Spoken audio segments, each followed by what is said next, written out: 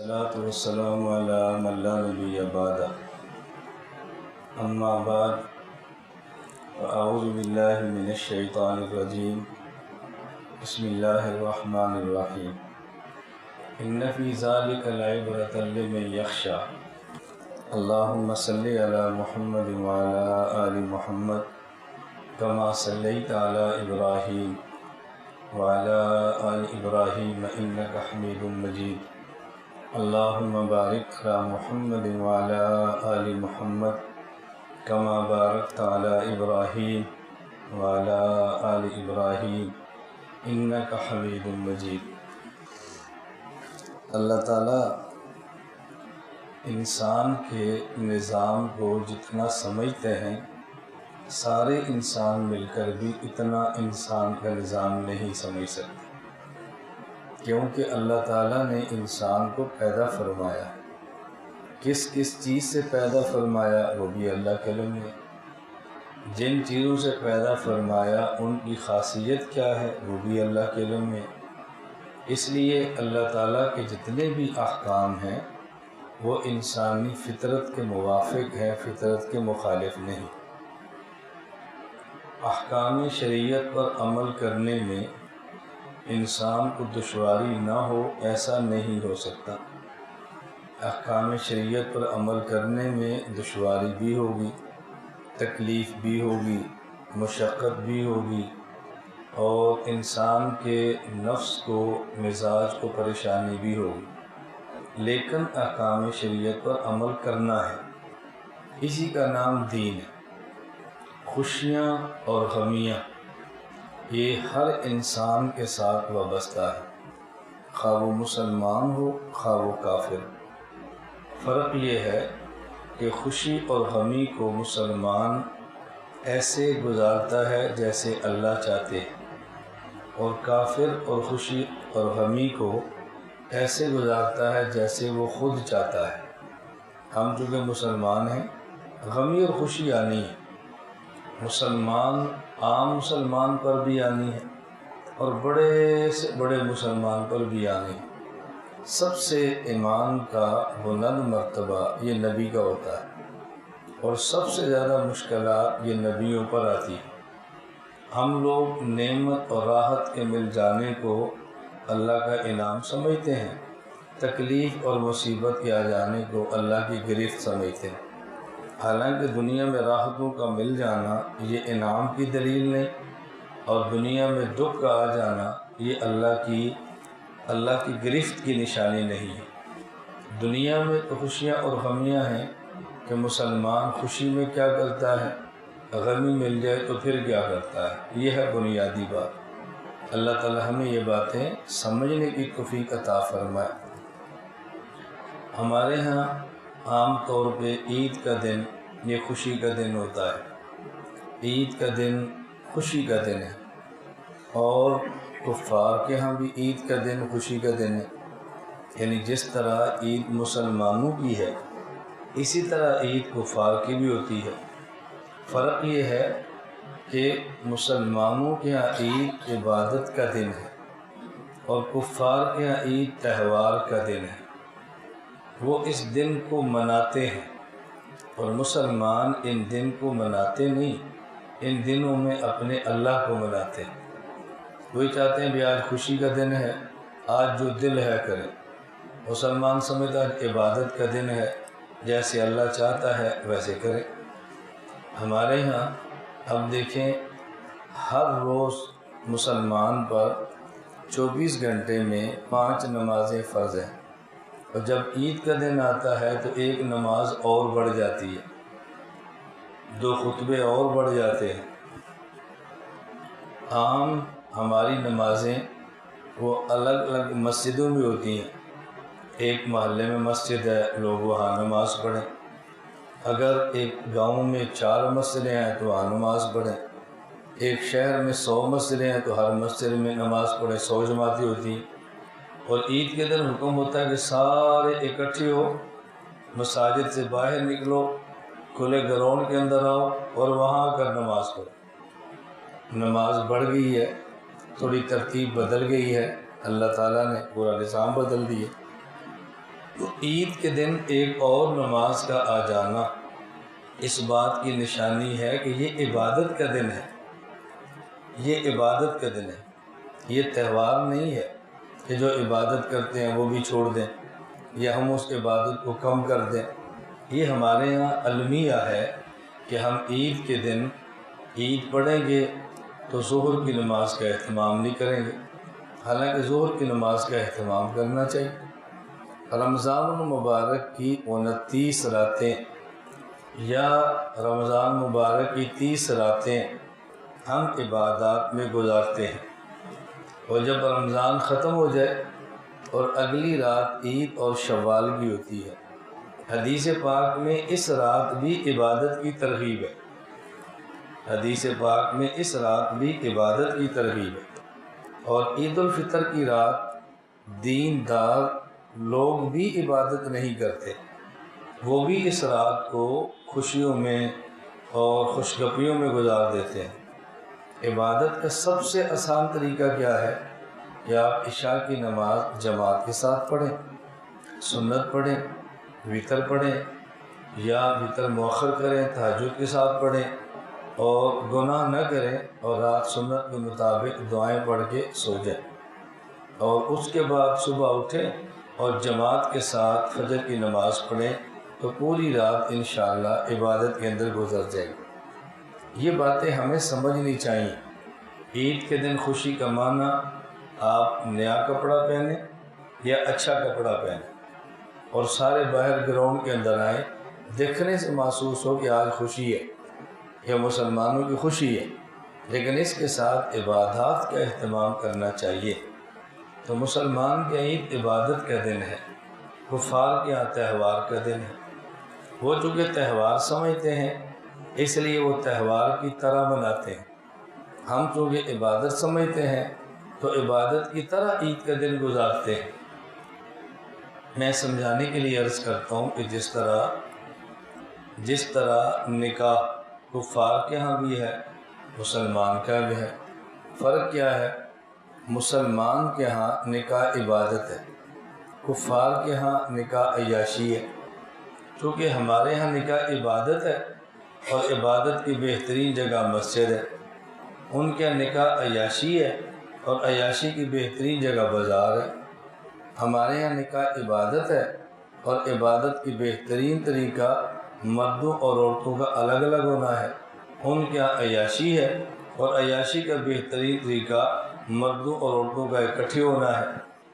ہمارے یہاں چونکہ عبادت ہے اور شریعت میں عبادت میں ڈھول، تبلہ، سرنگی، گانا نہیں ہے، اس لیے ہمارے نکاحوں میں نہیں ہے۔ ان کے نکاح عیاشی ہے اور عیاشی ہوتی ہی تب ہے جب تبلہ، سرنگی، گانا اور گیت ہو۔ تو دیکھیں نا کتنا فرق ہے۔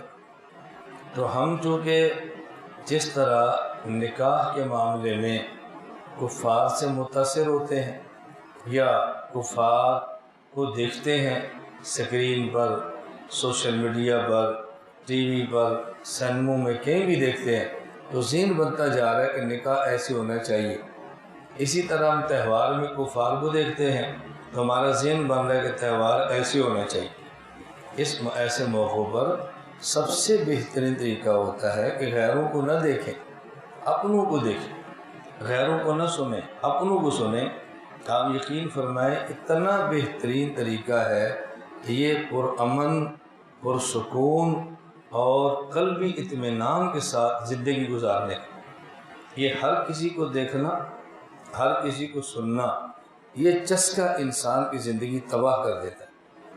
ہر کسی کو سننا اور ہر کسی کو دیکھنا یہ چھوڑ دیں اور آپ دیکھنا کہ آپ کی زندگی کتنی پرسکون ہوتی ہے، آپ کی زندگی کتنی پرامن، بعافیت اور اطمینان والی زندگی بن جاتی ہے۔ میں یہ باتیں بار بار سناتا بھی ہوں اور سمجھاتا بھی ہوں۔ مجھے آپ بھی فون کرتے ہوں گے، میں تو اپنا کہتا ہوں کہ مجھے کیا، اس کا معنی یہ نہیں کسی نے آپ سے نہیں پوچھا۔ لوگ فون کرتے ہیں کہ مولانا صاحب یہ فلاں مسئلہ ہم نے سنا ہے، یہ کیسا ہے؟ اچھا، اور بہت سارے لوگ ایک ویڈیو کلپ بھیجیں گے، مولانا صاحب دیکھیں غلط ہے یا ٹھیک ہے۔ بعض لوگ کسی کتاب کا اقتباس وہ بھیجیں گے، یہ حدیث ٹھیک ہے غلط ہے، یہ مسئلہ ٹھیک ہے غلط ہے۔ میں کہتا ہوں مجھے آپ پر بہت تعجب ہوتا ہے کہ جب آپ نے اس کلپ کی تصدیق مجھ سے کرانی ہے تو آپ اس کلپ کی بجائے سنا ہی میرے کلپ کرو۔ جب آپ نے کتاب کی تصدیق مجھ سے کرانی ہے تو پوچھ لو کتاب پڑھے کون سی۔ اب چسکا ہوتا ہے ہر کسی کو سننے کا، اور وہ بات ٹھیک نہیں ہوتی، اب پوچھتے ہیں جی ٹھیک ہے غلط ہے۔ بعض لوگ دوسرے ملکوں سے پوچھتے ہیں کہ جی فلاں بندے کو ہم سنتے ہیں، اس کو سننا ٹھیک ہے کہ نہیں۔ میں پھر ان کو کبھی سمجھانے کے لیے کہتا ہوں کہ میرے بارے میں کبھی آپ کو شک ہوا ہے کہ مجھے سننا ٹھیک ہے کہ نہیں؟ کہا جی نہیں۔ تو میں نے کہا جب ہمارے ٹھیک ہونے پر پک ہے، ان کے ٹھیک ہونے پر شک ہے، تو شک والے چھوڑ کر پک والے سنا کرو۔ کیا ضرورت پڑی ہے آپ کو 10-15 بندوں کو سننے کی؟ میری یہ بات آپ پلے باندھ لیں، یہ پلے باندھ لیں اور دل کی تختیوں پر آپ نوٹ کر لیں۔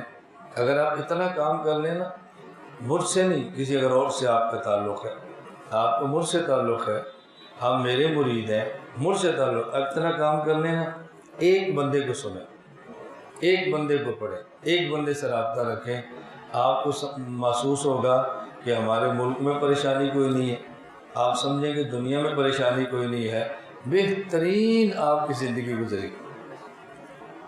مجھے کئی لوگ کہتے ہیں، ابھی رات ایک ساتھی کا فون آیا تھا، بہت معروف آدمی ہے اس لیے میں ان کا نام نہیں لے رہا، مولانا صاحب بہت نظر دوڑائی ہے، قسم اٹھا کر کہا آپ کے علاوہ کسی پر نظر نہیں گئی، رات کو فلاں نے ہم دیکھا، وہ یہ کہہ رہا تھا، یہ کہہ رہا تھا، آپ اس کا جواب دو۔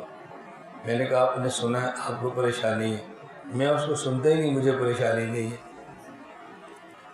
آپ کو اس کو سننے کی ضرورت کیا پڑی ہے؟ آپ اس کو نہ سنو۔ پہلے ہم کسی کو سن لیتے ہیں پھر پریشان ہوتے ہیں، کسی کو دیکھ لیتے ہیں پھر پریشان ہوتے ہیں۔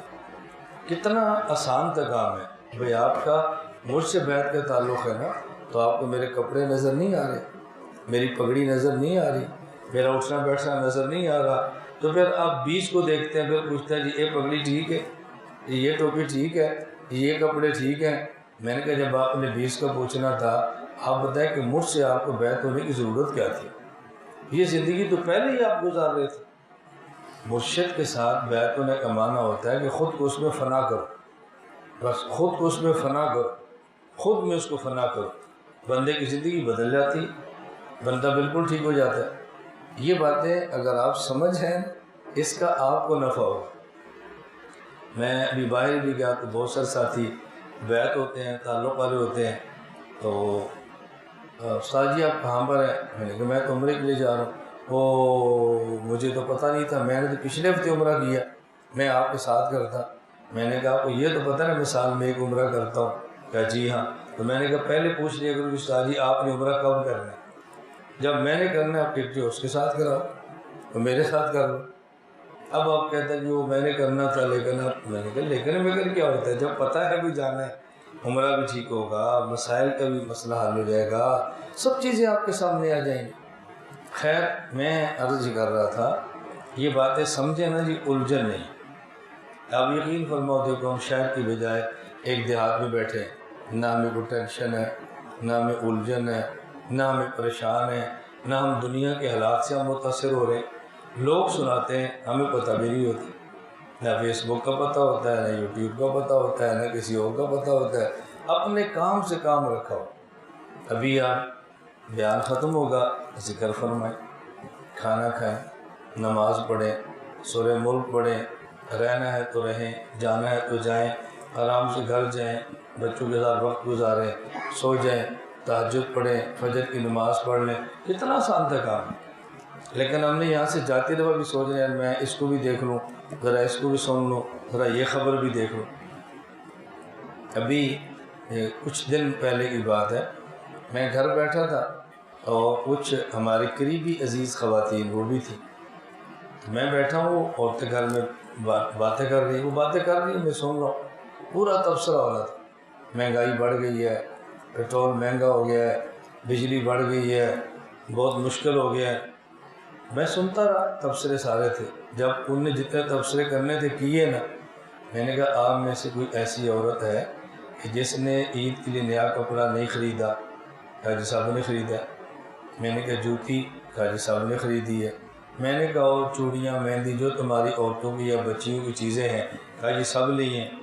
میں نے کہا رمضان مبارک تم نے گزارا، ہر روز افطاری میں پکوڑے، شربت، کھجوریں، چاول کھائے ہیں؟ قاضی کھائے ہیں۔ میں نے کہا مہنگائی بڑھ گئی ہے، اس کا تمہیں نقصان کیا ہوا؟ بجلی کا بل بہت ہے۔ میں نے کہا اے سی میں بیٹھی ہیں یا پنکھے کے نیچے؟ قاضی اے سی کے نیچے۔ میں نے کہا بل بڑھ گیا ہے، آپ کو کیا ہوا؟ کچھ بھی نہیں ہوا۔ تو میں نے کہا پھر یہ باتیں آپ کیوں کر رہی ہیں؟ کیوں کر رہی ہیں؟ اللہ کا شکر ادا کرو۔ دیکھو رمضان ہے تو اے سی لگا ہوا ہے، افطاری اچھی مل رہی ہے، سحری اچھی مل رہی ہے، عیدی مل گئی ہے، کپڑے مل گئے ہیں، جوتے مل گئے ہیں، اللہ کا شکر۔ میں نے کہا یہ باتیں کیا کرو جو باتیں کرنے کی ہیں۔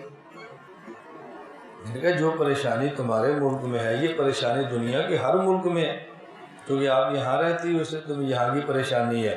میں دنیا میں گھومتا ہوں، مجھے پتا ہے کہ ہر ملک کی پریشانی ہے، تو یہ باتیں کرنے کی کیا ضرورت ہے؟ میں نے کہا یہ باتیں نہ کیا کرو۔ ایک اس میں چھوٹی بچی تھی، وہ بولی اور وہ کہنے لگی کہ اب کیا کریں، خبریں آتی ہیں، خبروں میں ہر وقت یہی بتاتے ہیں۔ میں نے کہا بیٹا تم خبریں سنتی ہو نا، کتنی پریشان ہو؟ میں خبریں نہیں سنتا، میں بالکل پریشان نہیں۔ میں نے کہا دیکھو تم بچی ہو، یعنی ابھی پڑھ رہی ہے، شادی تو بہت بات کا مسئلہ ہے نا۔ میں نے کہا تم چھوٹی ہو اور تم خبریں سن رہی ہو، میں تم سے بڑا ہوں، پوری دنیا میں پھرنا ہوتا ہے، میں خبریں نہیں سن رہا، میں سکون سے بیٹھا ہوں، تمہیں پریشانی لگی ہوئی ہے۔ تو بعض پریشانیاں ہم اپنے لیے خود پیدا کر لیتے ہیں، بعض پریشانیاں اپنے لیے ہم خود پیدا کرتے ہیں، تو کیوں پریشانیاں اپنے لیے آپ پیدا کرتے ہیں؟ اس کا بہت زیادہ خیال فرمائیں۔ میں صرف عرض کر رہا تھا کہ اللہ تعالیٰ سے زیادہ ہمارے خمیر کو، ہماری طبیعت کو، ہماری فطرت کو کوئی نہیں جانتا۔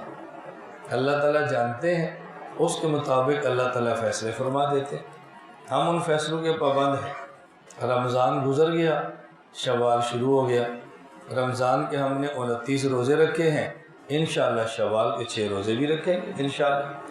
نیت کرو انشاءاللہ۔ انشاءاللہ کہنے کا مطلب یہ نہیں کہ ضروری رکھ لینے، انشاءاللہ کو معنی ہے کہ اللہ توفیق دے گا تو رکھیں گے۔ کیا کوئی زندگی میں روز روز رمضان نہیں آتا تو زندگی میں روز روز شوال بھی نہیں آتا۔ سال میں رمضان ایک بار آتا ہے تو شوال بھی ایک بار آتا ہے۔ نیت کی ہے تو 29 روزے گرمی کے رکھ لیے، نیت کریں گے تو شوال کے 6 روزے گرمی کے مزید رکھ لیں گے۔ یہ کیا مشکل ہے؟ اپنے دل کو سمجھانا ہے، اپنے آپ کو کور کرنا ہے، اور کچھ بھی نہیں ہے۔ یہ بات اچھی طرح ذہن نشین فرما لیں۔ رمضان آیا اور گزر گیا ہے۔ رمضان تو ایک نصیحت ہے ہمارے لیے، ایک اللہ پاک نے سبق دیا ہے، ایک ٹریننگ ہماری ہوئی ہے۔ اب باقی پورے 11 مہینے ہم نے گزارنے ہیں۔ اگر رمضان کی گرمی میں صبح سے شام تک ہم بھوکے رہ سکتے ہیں تو پھر سردی میں بھی بھوکے رہ سکتے ہیں۔ ایک حدیث پاک میں ہے کہ سردی یہ مومن کے لیے تحفہ ہے۔ دن چھوٹا ہے، دن یہ تحفہ ہے، دن کو روزہ رکھتا ہے اور رات کو بندہ قیام کرتا ہے۔ فرمائیے یہ تحفہ ہے مومن کے لیے، کیونکہ دن ٹھنڈا ہے نا، روزہ رکھنا آسان ہے اور رات کو تہجد پڑھنے اور قیام کرنا بہت آسان ہے۔ اپنا ذہن بناؤ، ہم آخرت کی طرف جا رہے ہیں، قبر کی طرف جا رہے ہیں، اور ہم نے اپنی آخرت کی تیاری کرنی ہے۔ عید ہو یا شب برات ہو، لیلۃ القدر ہو یا جمعرات ہو، کوئی بھی رات ہو، ہم نے کسی رات کو بھی جانے نہیں دینا، کسی دن کو اپنے عبادات کو ضائع نہیں کرنا، اپنا ایک مزاج بنا لیں۔ اللہ تعالیٰ جو جس موقع کے احکام عطا فرمائیں ان احکام پر پابندی سے ہم عمل کریں۔ اللہ تعالیٰ ہم سب سے راضی ہو جائے، اللہ تعالیٰ ہم سب سے خوش ہو جائے، اللہ اپنی رضا عطا فرما دے، تو یہ اللہ تعالیٰ کا بہت بڑا احسان ہے، اللہ تعالیٰ کا بہت بڑا احسان ہے۔ بس اپنے مزاج کو، اپنی طبیعت کو، اپنے نفس کو یہ بات سمجھا لیں کہ اللہ سے بہتر ہمارے احوال کو کوئی نہیں جانتا۔ اللہ احوال کو جانتے ہیں اور اللہ نے فیصلے فرمائے ہیں، ہم نے اللہ کے تمام احکام پر عمل کرنا ہے۔ اللہ تعالیٰ مجھے بھی اور آپ کو بھی حکم شریعت پر عمل کرنے کی توفیق عطا فرمائے۔